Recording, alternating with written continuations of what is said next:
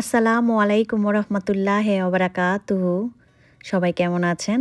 আশা করি যে যার জায়গা থেকে সুস্থ আছেন, ভালো আছেন। আমরাও আলহামদুলিল্লাহ ভালো আছি।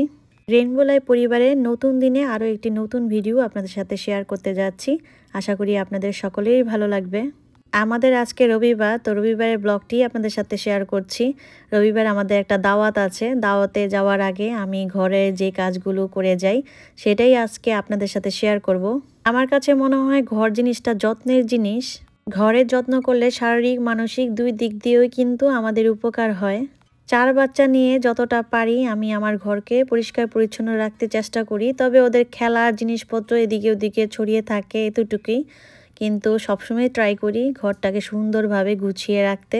যেহেতু আজকে দাওয়াত, ওরকমভাবে রান্না নেই। সকালবেলা বাচ্চাদের নুডলস রান্না করে দিয়েছি, আর আমরা গতকালের তরকারি ছিল সেই তরকারি দিয়ে ভাত খেয়েছি। তো খুব সকালবেলাই আমি কাজ শুরু করে দিয়েছি ঘরের। এটা হচ্ছে আমাদের মাস্টার বেডরুম। আমাদের এখানে বেড আছে কিন্তু বেডে আমরা ঘুমাই না, আমরা এই নিচেই মানে বিছানা করে ঘুমাই। তো এই রুমটাকে পরিষ্কার করে এখন আরেকটা রুম পরিষ্কার করতে আসলাম। তো এই রুমটাও পরিষ্কার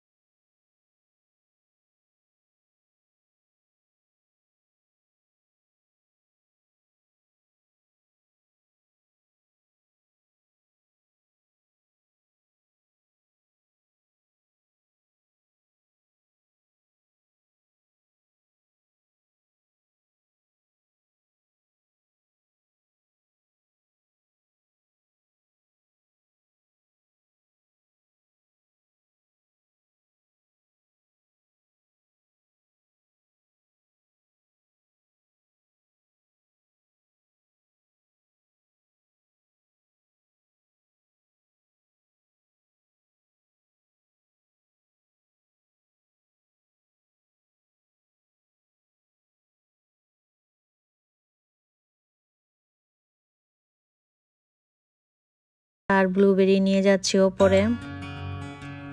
এই মুহূর্তে আমরা সবাই কিন্তু রেডি হয়ে আছি, আর বাচ্চা কিন্তু দেখেন ঘুমিয়ে গেছে, ওদের বাবার কাজ শেষ হয় নাই। আমাদের যাওয়ার কথা 4টা, এখন প্রায় 5টা 15 বাজে। এখন পর্যন্তই মানে আমরা ওয়েট করছি। তো সবাই রেডি। তো আমার বাচ্চা তো ঘুমিয়ে গেছে, আর এই যে ওর কাজ এখনো শেষ হয় নাই। আমি একটু পর পর বলতাছি শেষ হয়েছে শেষ হয়েছে। ইদানিং কাজের চাপ অনেক বেড়ে গেছে, তো কি আর করব। তো রেডি হয়ে এদিক এদিক ঘুরছি। আমার ছেলে এই রুমে টিভি দেখতে সে ভালোবাসে, তো এই রুমেই সে ছিল কতক্ষণ শুয়ে, এরপরে ঘুমিয়ে গিয়েছিল। তারপর আমি আমাদের রুমে শুয়ে দিয়েছি। আমি তো রেডি হয়ে এদিক এদিক করছি, এখন চলে যাচ্ছি হচ্ছে লিভিং রুমে, দেখি বাচ্চারা কি করে। তো যে দেখি আমার মেঝো মেয়ে ঘুমিয়ে গেছে।